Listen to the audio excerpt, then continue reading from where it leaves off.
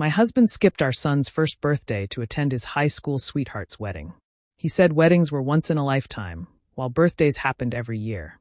I remember standing in the kitchen, holding a balloon in one hand and his text in the other, trying to understand how a man could say that so easily. Please stay with me as I tell you my story, and please don't forget to support our channel by subscribing, liking, and sharing with your loved ones. The cake was already in the oven when I realized he wasn't coming. I kept waiting, telling everyone he was just running late. But when the candles melted before he even called, something inside me went quiet. Guests tried to cheer me up, Riley squeezed my shoulder, but all I could think about was the picture we'd never take, the three of us together, smiling for Eli's first year. He came home close to midnight. The scent of champagne lingered on his shirt. When I asked if he'd had fun, he just shrugged and said I was being dramatic. That word stuck with me longer than his apology ever did. I didn't yell. I didn't cry. I just watched him walk away and realized I was done making excuses for someone who never showed up when it mattered. After that night, I started noticing things I had ignored before, little inconsistencies that suddenly felt too sharp to overlook. Receipts that didn't match, late nights that didn't make sense, a quiet change in how he looked at his phone. I didn't confront him right away. I wanted to be sure. I wanted to see how deep the truth went before I decided what to do with it. And I did find out, piece by piece. Not all at once, not in the way you might expect, but enough to change everything. He still doesn't know how much I know, or what I've already done. Maybe that's what keeps me calm when he talks like nothing's wrong. Maybe that's why, every time he says we'll be fine, I just smile. Because the thing about betrayal is that it teaches you patience. And patience is a dangerous thing in the hands of someone who's been quiet too long. The house felt different after that night, quiet, heavy, and unfamiliar. I didn't cry anymore. Instead, I started to notice things I'd ignored for too long. The missing receipts from Callum's wallet, the strange notes on his calendar, the phone calls that always came when I was putting Eli to bed. It wasn't just my imagination. The little details began to connect like pieces of a puzzle I didn't want to finish. One afternoon, while Eli was napping, I opened the drawer where we kept our bills and bank papers. I found receipts from restaurants I'd never been to, hotel charges that didn't match his work trips, and phone records with late-night calls to the same number over and over. My heart didn't race, it just sank. I wasn't sure what I was looking for, but I knew what I was finding wasn't right. That night, when Callum got home, I asked as calmly as I could, "Were you really working late last month?" He smiled like I was a child asking something silly. "You're reading too much into things," he said, reaching for a beer. I waited for a real answer, but he just turned on the TV. The sound of the commercials filled the silence between us. I realized then that he would never tell me the truth. Not because he couldn't, but because he didn't think I'd ever do anything about it. The next day, I called Riley. I told her everything, from the receipts to the lies, and she didn't sound surprised. "You need to protect yourself," she said. "Don't wait for him to come clean. Start writing everything down." She gave me the number of a lawyer named Mara Vance. I didn't plan on calling her right away, but that night, after Eli was asleep, I did. Mara's office was small, quiet, and smelled like coffee. She didn't waste time on sympathy. She asked for dates, documents, and a clear explanation of what I wanted. I told her I didn't want revenge. I just wanted stability for me and my son. Mara explained what I needed to do: collect financial statements, secure access to joint accounts, and keep records of everything Callum said or did. Her calm confidence steadied me. When she slid the papers across the desk, my hands shook a little. I read every line before I signed.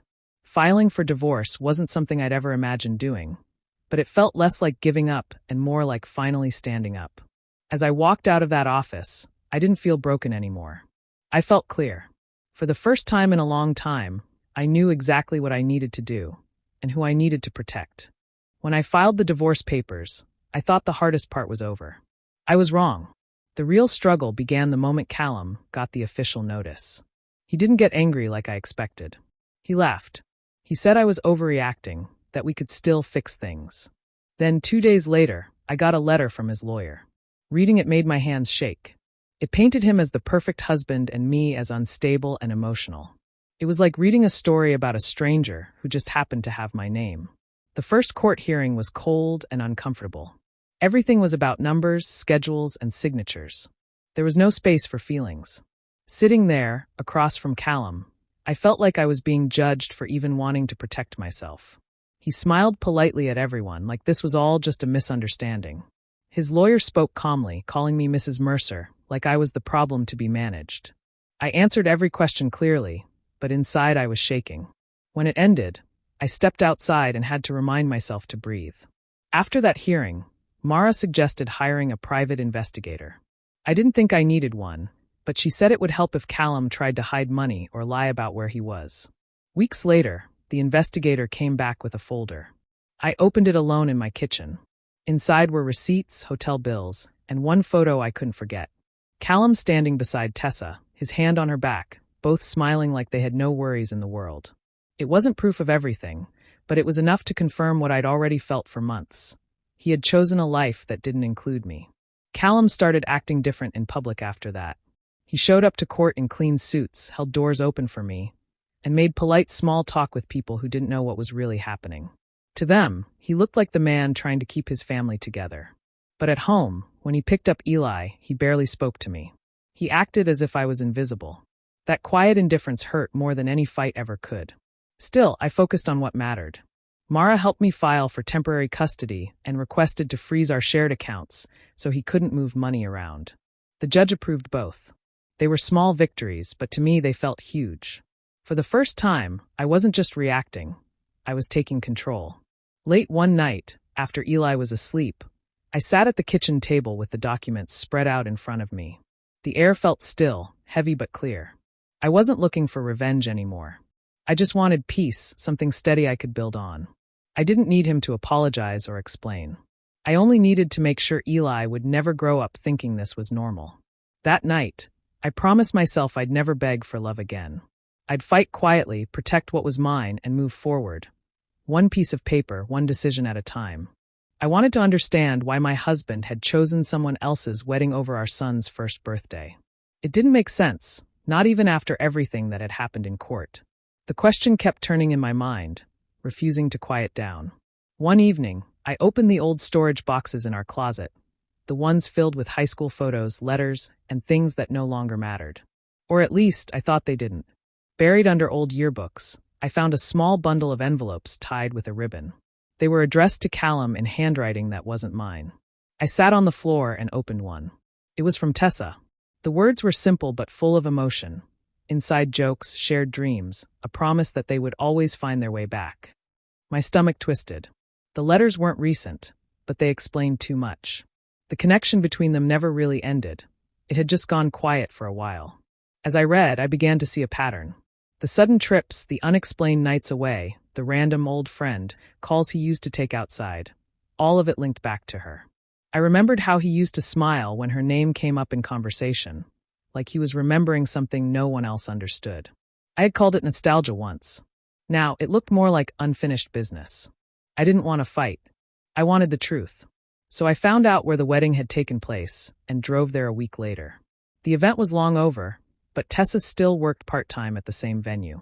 I walked in pretending to ask about booking an event, but when I said Callum's name, her expression changed. She led me outside, away from the other staff. Our talk was calm at first. She seemed confused when I mentioned how close she and Callum had been. Then, when I told her we were still married during the time he attended her wedding, she went pale. She said she thought we were separated, that Callum had told her it was over months earlier. She wasn't defensive, just hurt. That was when I realized she wasn't the enemy. She had believed his lies too. Before I left, she said softly, he always talked about what could have been, not what was. That sentence stayed with me all the way home. Callum hadn't chosen her over me. He had chosen a version of his past that never really existed. That night, I didn't confront him right away. I wanted to hear how far he'd go on his own. A few days later, he left a voicemail after realizing I'd spoken to Tessa. His voice wasn't calm anymore. He sounded desperate, angry, asking what I had said to her and demanding that I stop digging up old things. I saved that message without replying. I finally understood everything. The wedding wasn't just about loyalty to an old friend. It was about him chasing a dream that belonged to a younger version of himself. And while he was busy holding on to the past, I was already learning how to let go. I stopped waiting for apologies that would never come. The time for crying had passed. Now I had to rebuild what was mine. Mara told me to treat everything like a chess match, not a drama. Her words made sense. Emotion had gotten me nowhere, but planning could change everything. So I started small, organizing papers, checking bank accounts, calling people I'd ignored for too long. I reached out to my old supervisor, Mrs. Grant, just to ask for advice. She remembered me and mentioned an opening at the elementary school where I used to work. It wasn't perfect, but it was a start. I interviewed the next week, and when they called to offer the job, I sat in my car for a long time just breathing. That job meant I could stand on my own. No more asking for money. No more waiting for someone else to decide what I could afford. Mara moved quickly after that. Using the investigator's report, she filed new motions to protect Eli and to secure my share of what we built together. The judge agreed that Callum couldn't access our joint accounts without permission. I also got temporary full custody until the next review. It wasn't about winning. It was about making sure Eli had a steady life. Callum didn't take it well. He acted calm in public, but in court his voice shook with anger. He said I was trying to turn our son against him. The judge didn't respond, just told him to follow the orders. He tried to play the part of the wounded father, but facts spoke louder than charm. When we walked out of the courtroom, I didn't look back at him. I didn't need to anymore. Outside of court, I worked on myself.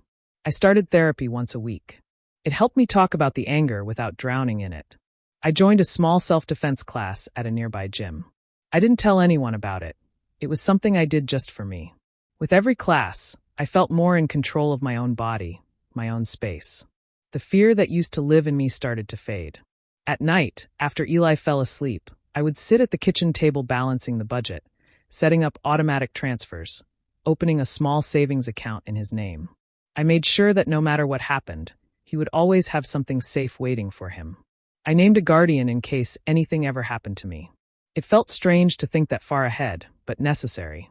Callum's efforts to fix his image became almost predictable. He showed up at events, smiled for people who didn't know the truth, and told anyone who would listen that we were just going through a rough patch. I didn't bother correcting him. I didn't need validation anymore. Every decision I made was proof enough of who I was becoming. One night, after a long day at work, I tucked Eli into bed and watched him breathe.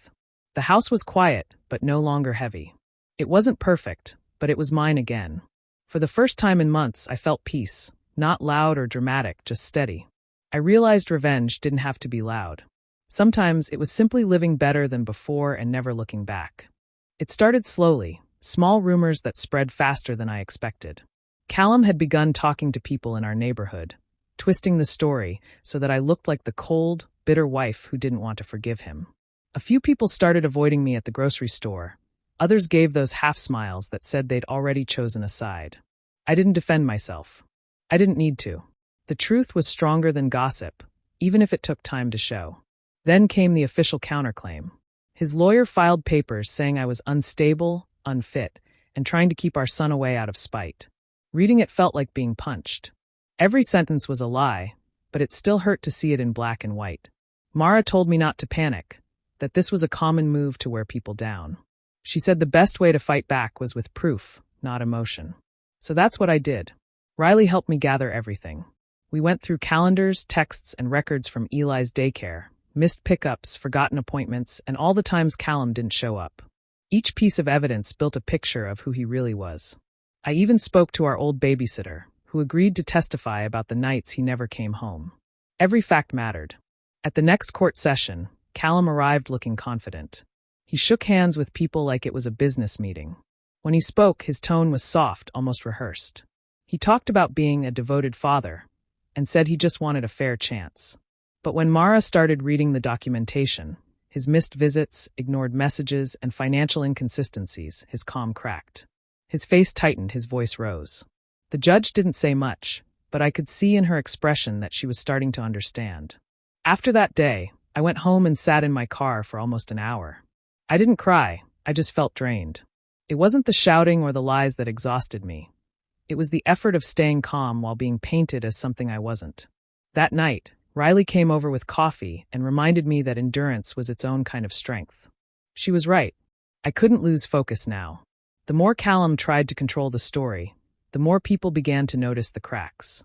Neighbors who once believed him started keeping their distance from his charm. Even Tessa reached out quietly once, apologizing for ever believing his version. I didn't hold it against her. She had been fooled too. When the judge finally issued a temporary order limiting Callum's unsupervised time with Eli, I felt something shift inside me. It wasn't victory, it was relief. For once, someone else could see what I'd been living with. At home, Eli ran to me, holding a toy car, laughing like he always did. I knelt down, hugged him tight, and promised silently that I'd never let any of this touch him. The fight wasn't over, but I finally understood my purpose. I didn't need revenge anymore. I needed peace, truth, and the strength to keep walking straight while he stumbled behind me. It happened during a long afternoon at Mara's office. We were sitting at the conference table surrounded by piles of folders, going through discovery documents. I had stopped expecting surprises at that point, but then Mara paused, leaned forward, and said softly, "You need to see this." She slid a set of papers across the table. They were bank records, pages of transactions showing money withdrawn from our joint account. The amounts were too large and too frequent to ignore. Some were labeled under vague descriptions like consulting and business travel, but Mara traced them to a private account under a name I didn't recognize. When she read the address linked to it, my chest tightened. It matched the same city where Tessa lived. My first thought wasn't anger, just an empty kind of disbelief. That money had been meant for Eli's daycare and for a medical plan we'd set up together.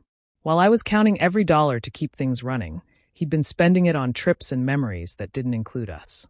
The next day, Mara presented the findings in court. She spoke clearly, laying out the pattern with precision, withdrawals, dates, destinations. Then she held up a scanned image of a handwritten note found among the evidence, a short message signed by Callum, promising Tessa that she would always be his person. My hands went cold when I saw it. The courtroom was silent for a few moments. Even the judge looked unsettled. Callum tried to speak after that, stumbling through excuses about misunderstandings and old debts. But his tone had changed, no more confidence, just desperation. Every explanation made the hole deeper. When Mara asked him directly whether he used money from our child's account, he couldn't answer. That silence said more than anything else. By the end of that hearing, the judge ordered permanent restrictions on his access to shared assets and froze several accounts. She also issued a ruling that secured Eli's financial safety long-term. It wasn't revenge, it was protection, pure and simple. I didn't look at Callum when we left. I didn't need to. His own choices had done what my words never could. The fallout spread quickly. People who once stood by him began keeping their distance. The friendly nods he used to get at church turned into quiet avoidance. Even his co-workers, who once admired his confidence, started whispering. I didn't take joy in any of it. Watching him crumble didn't make me happy. It only confirmed what I'd already known. Lies always surface, no matter how carefully they're buried. That night, when Eli was asleep, I went to the kitchen and opened a drawer where I had kept the wedding invitation, the one to Tessa's ceremony. I stared at it for a moment, remembering how small and helpless I'd felt when he left for that wedding. Then I set it in the sink, struck a match, and watched it curl and darken until it was nothing but ash. The flame didn't bring celebration, just a quiet sense of release. For the first time, I didn't feel like a victim anymore. I wasn't the woman he left behind. I was the one who finally saw everything clearly. The past was gone, burned clean. What remained was my life, simple, steady, and mine again. The weeks after the final hearing felt strangely quiet. No more lawyers calling, no more court dates to circle on the calendar. It was just me, Eli, and the sound of our own breathing in a house that didn't feel like a battleground anymore. Mara called one afternoon to say the settlement papers were ready. The agreement gave me primary custody, financial support for Eli's needs, and enough to start over somewhere smaller but safe. Callum tried to fight a few terms, but the evidence had done its job. In the end, he signed without another word. When it was finally over, I sat at the kitchen table and stared at my copy of the agreement. There was no rush of happiness, just a quiet calm. I had expected it to feel like winning, but it felt more like release, like walking out of a burning building and realizing I could finally breathe again. A month later, I packed up our things. I sold a few old pieces of furniture, kept what mattered, and moved into a modest 2-bedroom apartment near my aunt's house. It wasn't fancy, but the neighborhood was friendly, and there was a park around the corner where Eli could play. I decorated his room with bright colors, new curtains, and a little shelf for his favorite toys. Watching him explore that space made me realize how much peace I had been missing. I started my new job at the elementary school the following week. The first day was nerve-wracking, but it felt good to have a routine again, to wake up with a purpose that didn't revolve around damage control. My coworkers were kind. One of them, a teacher named Nora, invited me to lunch on a Friday, and for the first time in a long while, I found myself laughing at something simple and genuine. Meanwhile, word about Callum had started to spread. He hadn't lost his job entirely, but he'd been taken off an important project, and people at work had stopped seeing him as reliable. I didn't take pleasure in it, but I couldn't ignore the irony. The same charm that once shielded him now worked against him. No one trusted his smooth words anymore. At home, Eli took his first steps in the living room while I was folding laundry. He wobbled, laughed, and clapped his own hands. I dropped everything to cheer for him, tears in my eyes, but not from sadness this time. That moment meant more than any courtroom victory ever could. A few weeks later, I decided to do something just for me. I used my first paycheck to take Eli out to dinner at a small diner nearby. It wasn't anything fancy, just burgers and milkshakes, but sitting there with him, free from tension, felt like the beginning of something new. That night, after putting him to bed, I sat by the window with a notebook and wrote a letter to my younger self. I told her she'd made mistakes, but she'd also survived things she never thought she could. I wrote that forgiveness didn't mean forgetting.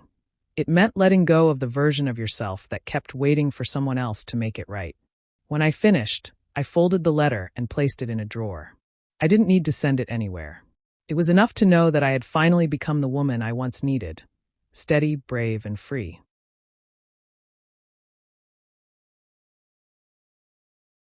It started with another letter from Callum's lawyer.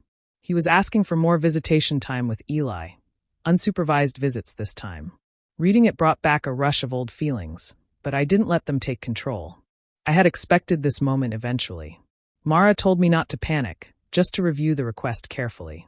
After everything that had happened, I wasn't against Eli knowing his father, but trust had to be earned, not assumed. A meeting was arranged at Mara's office to discuss the terms.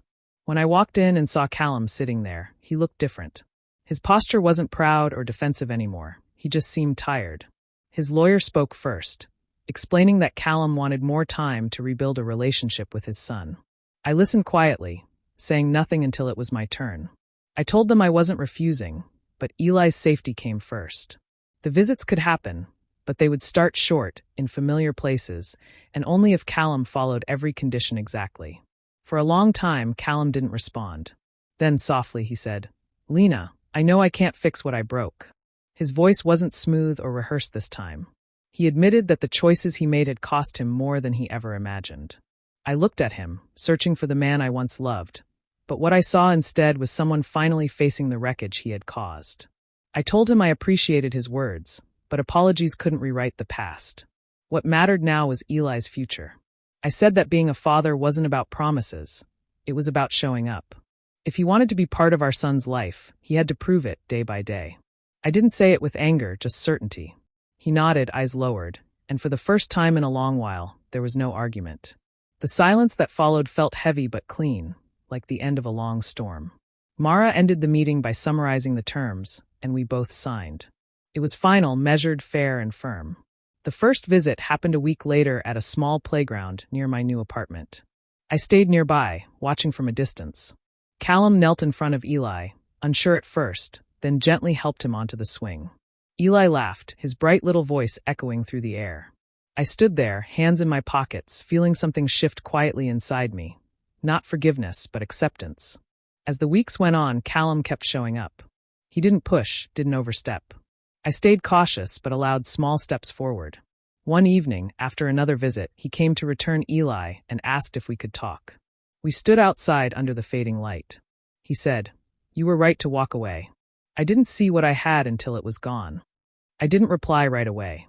Then I said, "You didn't lose everything, Callum. You still have a chance to be his father. Don't waste it." I turned and went inside before he could say more. Through the window, I saw him standing there for a moment before walking to his car. I closed the door behind me, feeling calm. Not because everything was perfect, but because it no longer had to be. The past no longer owned me. My life was mine again, quiet and whole, just the way I wanted it. 5 years have passed, and life finally feels steady.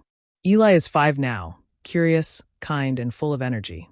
Our mornings start with laughter and pancake batter on the counter. He loves his school, his teachers, and the small garden we planted behind our apartment. Watching him grow has been my quiet reminder that peace doesn't come from what you win, but from what you rebuild. I've built a new rhythm. I still work at the elementary school, now as a senior coordinator. It's not glamorous, but it gives me purpose. My coworkers have become friends, and on Fridays, we sometimes meet for dinner after work. I laugh easily these days, something I couldn't imagine doing back then. The house feels warm again, not because it's perfect, but because it's ours. Callum shows up on holidays and some weekends. He's calmer now, more careful. He brings Eli small gifts and keeps his promises. I don't hold anger anymore, but I don't let him close either. Our conversations are polite, simple, about Eli's school or his favorite toys. We exist in a quiet balance. He's a father, not a part of my life. Sometimes I find old photos or letters I never threw away. I don't feel the old sting anymore, just a soft acceptance. Everything that happened led me here, to a place where I can breathe without waiting for the next betrayal. I've stopped replaying the past. Instead, I write small notes to myself, reminders of how far I've come. You survived. You rebuilt. You won without destroying anyone. If anyone reading this is standing where I once stood, I'd tell them this. Betrayal hurts, but it's not the end. The moment you stop trying to fix someone who keeps breaking you, your healing begins. Don't chase revenge, chase peace. Protect your dignity, your child, your future. Everything else will follow. Tonight, Eli and I sat on the kitchen floor, blowing out candles on 2 cupcakes. No big party, no noise, just us. He giggled when the frosting fell on his hand, and I laughed with him. It was simple and ordinary, yet perfect. I realized then that I didn't just survive, I built a life worth living. And that, more than anything, is how I finally won. Do you think I did the right thing by walking away, or should I have given him another chance? Let me know in the comments, and don't forget to subscribe and hit the bell for more stories like mine.